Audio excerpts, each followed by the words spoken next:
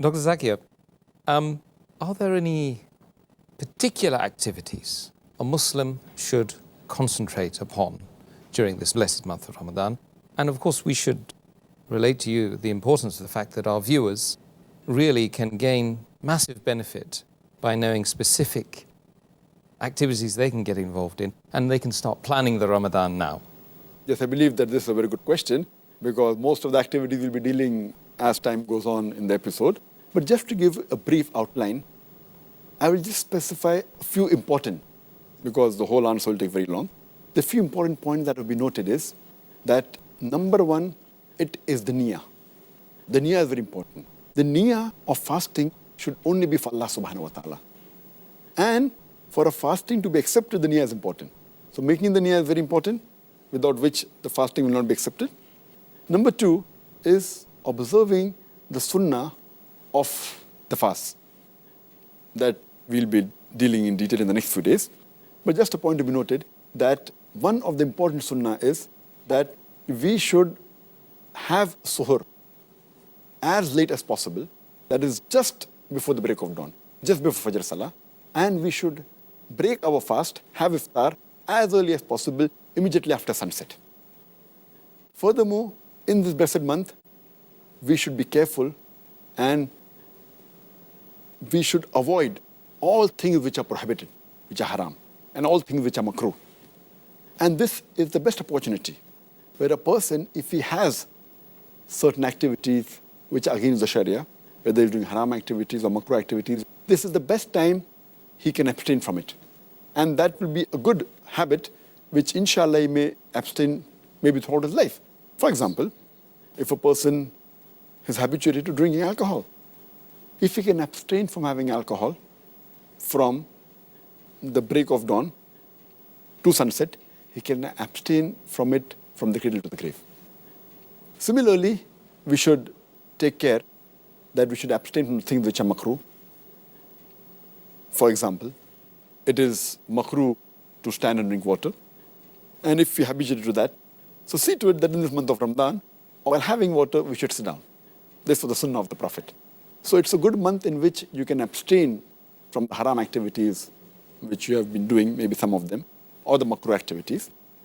Furthermore, it's a good time where you can implement many of the sunnah of the Prophet in your day-to-day life. For example, maybe sporting a beard. Many Muslims don't have a beard. So it's a good month where you can follow the sunnah of the Prophet. The sunnah of the Prophet about the du'as of when you enter the home, when you leave the toilet, the dua that is there when you're traveling in a vehicle. Subhanallah, saqlana haza mukannalu mukrinin, wa inna rabbina munqalibun.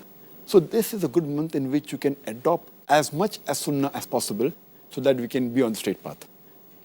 This is a very good month where you should see to it that you should offer the salah.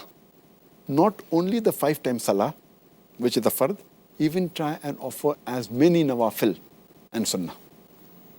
And if you're not habituated to reading in congregation, see to it that you read in a congregation, and as far as possible go to the mosque for the salah. In this month we should be particular that we do not miss the Taraweeh. Many people think, and it is a fact that it is a sunnah, but many people think that because it is a sunnah, we can miss Taraweeh. Taraweeh is a very important sunnah. Though it's not a fard, but every Muslim should make it a point that as far as possible, they should attend Taraweeh because of the blessings it has. So Taraweeh is very important, which Muslims should never miss. And when we offer Taraweeh, many of us, we rush through Taraweeh because we want to complete the Quran, and many of them read the Taraweeh 100 miles per hour. We should read the Taraweeh with patience, at a moderate pace, so that people can understand what is the commandment of Allah subhanahu wa ta'ala. And that if time permits, and if possible, we should try and do i'tikaf in the last 10 days. And while doing i'tikaf, make it a point that we don't socialize. Many people make a mistake of socializing during i'tikaf. The whole purpose of i'tikaf is defeated. Furthermore, we should do more dua in this month. We should do more supplications. This is the month of dua. And we should do more zikr. Spend time in remembering Allah subhanahu wa ta'ala and also worshipping Him. This is the month in which we should try and read as much as Quran as possible. Besides reciting the Quran in Arabic, if you know Arabic as a language, then there's no problem. But if you don't know, then also read the translation of the Quran in the language we understand the best. If you understand English, read in English. If you understand Urdu, read in Urdu. Read it in the language you understand the best. But while reciting the Quran, for which you get a sawab, also read the translation of the Quran so that you can implement on the guidance of Allah subhanahu wa ta'ala. If possible, read the Quran once in every 7 days, or at least read one juz every day so that you complete the Quran at least once in the full month of Ramadan. In this month, try and read as much as hadith as possible. But see to it that you read the authentic hadith. And the best book on hadith is the book of Sahih al-Bukhari, then is Sahih Muslim. You can read the other Kutub al-Sitta also, but read authentic books on hadith. Read books on the lifestyle and the seerah of the Prophet Muhammad sallallahu alaihi wasallam.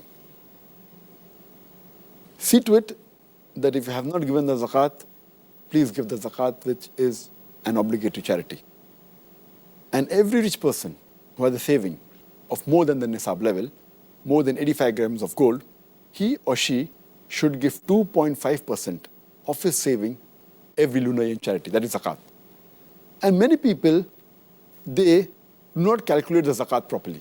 You make it a point that you calculate the zakat honestly, and it is better to give a little bit more rather than to give less. So calculate it properly and see to it that you give your zakat. And this Ramadan is a month of generosity.